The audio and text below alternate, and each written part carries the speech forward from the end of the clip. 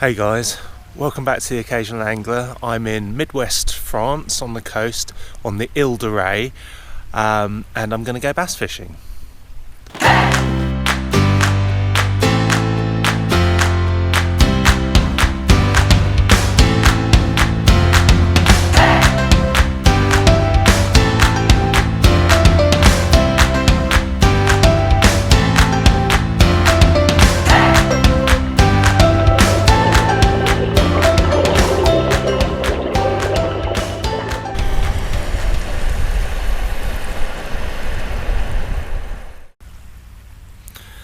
Hey guys, welcome back to The Occasional Angler. We do tips, trips and advice for all you anglers out there who are born to fish but forced to work. This is a slight oddity for us. I've come out on my summer holidays. I'm actually in Midwest France on the coast on the Ile de Ré, and I'm going to do some bass fishing down here. Apparently it's very good. I wanted to go out on a boat, but it's quite expensive, so I've opted for Shanks's Pony. We're going to go and do a bit of walking along the beach and do some lure casting. So let me show you what we've got here. First of all, this is where we're at. Beautiful. It's quite early in the morning. We're down here. This is sort of 7:30 in the morning. Now, back in the UK, when we're bass fishing, generally I'm fishing as the tide's flooding in, but I went down to the local tackle shop, which was really useful, and they're really helpful actually. I think they're called Pêcheray, and they basically told me that you fish here on the last 2 hours of low tide, so as the water's draining out for the last 2 hours, and then 1 hour on the returning tide as well.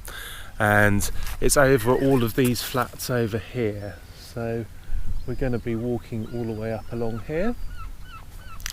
Let me show you some of the gear which we've got with us. We want to travel light for this. So for the gear which we've got, I've got some old windsurfing shoes which I can use to walk along in the water. Happy to get those wet. I've got a little bag just to chuck my stuff in. I've got my car keys, some extra batteries, my phone. Fishing equipment wise, we've got a box of lures. I've got all different types of surface and subsurface lures, some soft plastics. For those of you who don't know much about bass fishing, or this is the first time to get to bass fishing, bass love sand eels. And so quite a lot of these are sort of sand eel imitations. You got things like the fish black minnow, or whatever this thingy is. It's some kind of sand eel version. It's weedless. I've got another weedless lure here. These are really good colours for. They look exactly the same colours as a sand eel. This Asturia there. This is made by Zorus. This is apparently a really good lure for here. A pachinko, which is a surface lure, a sort of like a popper. This feed, tackle house feed, that's a popper. So you just pop that along the surface, it creates a lot of attention. And then this Rapala Max Wrap, which looks like a sort of little fingerling mackerel. I've also got some sunglasses, which are useful when the sun gets up, and we got some fluorocarbon leaders just in case we need to swap out. Okay, so with all that said and done, I think it's time to go fishing. Okay guys, we're going to leave the car here. Hopefully it doesn't get broken into. Kind of feels like the kind of place the car might get broken into, but it's a more expensive car beside mine and he's left his windows open. So we're off. Here we go. I'm going to start off with Zorus. I don't know how to pronounce this. Astury 110. Which is basically like a little pencil lure, so it just goes along the surface and you just walk the dog with it. To any of you who don't know, walking the dog is where it comes across, sort of zigzags across the surface. I'm using my little Shimano Stradic 2500.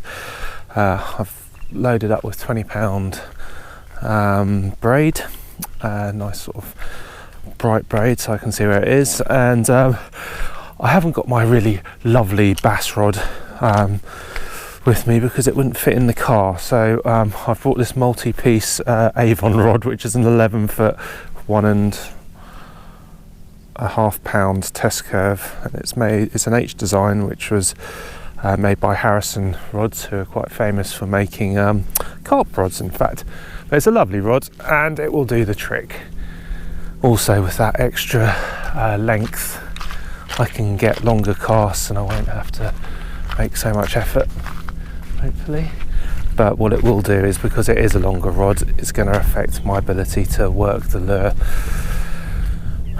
So what have we got here? This is kind of rough ground. There's if you're looking down here, there's quite a lot of oysters, so this is obviously a bit of an oyster bed round here, and mussel beds, and I guess the bass come in here to feed in the shallows.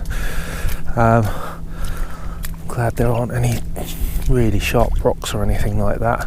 I'm assuming the game plan is just sort of wander out here. I guess the bass probably just sort of come up in here and they sort of find crabs and anything which is sort of left around. I mean, I know that bass will come into very, very shallow water. In fact, I caught my biggest bass ever, which wasn't huge by bass standards, but I probably caught about a £6 bass just off the beach where I live, in maybe 1.5 to 2 foot of water. So I've got no worries about fishing in shallow water. They'll pretty much beach themselves if they find something really alluring to eat. So I would imagine bass would come into water as deep as this already. Okay, it's a bit murky, the water, which is a bit frustrating. Obviously when you're lure fishing, you really want clear water, but let's see. It looks like there's some kind of tide line out there as well. Feels like just out here I can sort of see a flat bit of water. Okay, so let's get fishing. Let's try a cast straight out here and just see what this lure actually looks like on the water.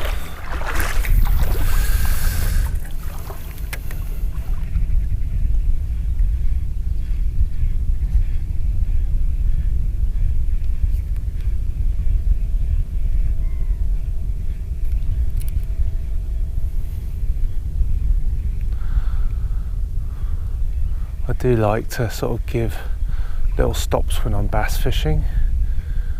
Gives them something to, just varies up the retrieve. So here we go. Is that? We've caught loads of weeds straight off the bat. Okay, so maybe we'll have to use a weedless lure. Let's just have a look.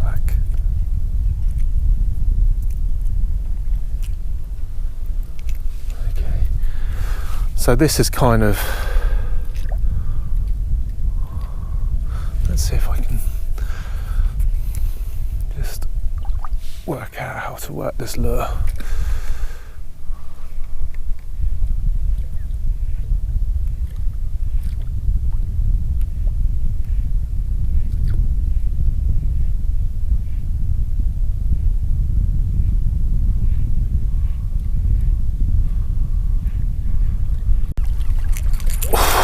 South of France, or central France, or not central France, it's still pretty cold this morning actually. I wish I'd worn a jumper. This is what we're fishing over, so these are kind of like mussel beds, oyster beds, and just in front of us this is a little ledge, there's a channel, so you kind of assume this channel's running all the way along out there. so you kind of assume the fish would be sort of sitting in round here. So this is a good feature to fish to. Let's give it a few casts round here. Okay, the water is getting a bit clear around here, which is good for lure fishing. The water's still going out. I've completely chopped my ankles up on all of these oyster beds, so I hope something pays off soon. Like, I've seen a few fish just cruising around out here, but I don't know if they're mullet or what they are. You know, I like to think that maybe there's some. Oh, piss off. Oh, seagulls. Idiot.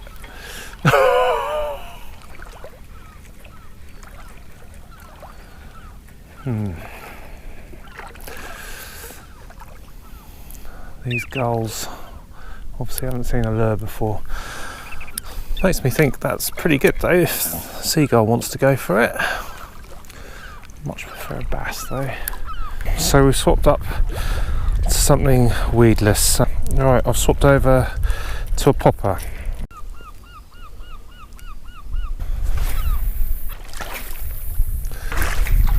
I don't feel like I've fully got this lure working right with this rod yet, but hopefully they're just hungry enough that they'll just ignore that and smash it. We're in. I can't believe it. I didn't catch anything the other day. I've come down to the other side and I've just been walking along this beach for ages, and eventually, yes, we've got a bass, I think. Oh, that's taken some time. Okay, here we go. Yes, at last.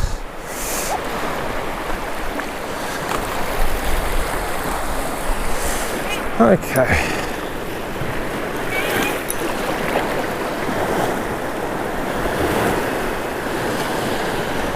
I was walking along here and I was just thinking, how can there not be any bass around here? There has to be some bass around here. And here we go. An Ilderay sea bass. How cool is that? I'm really, really pleased. Oh, look at it. Beauty. Okay, let's put it back.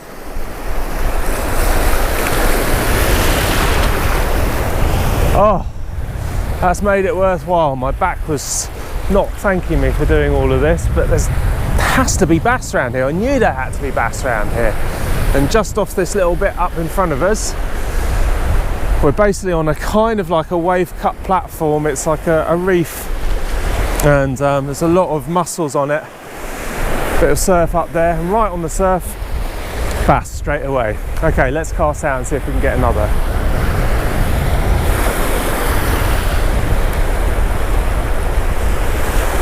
So I was having real problems with like the lures which I was fishing with, like the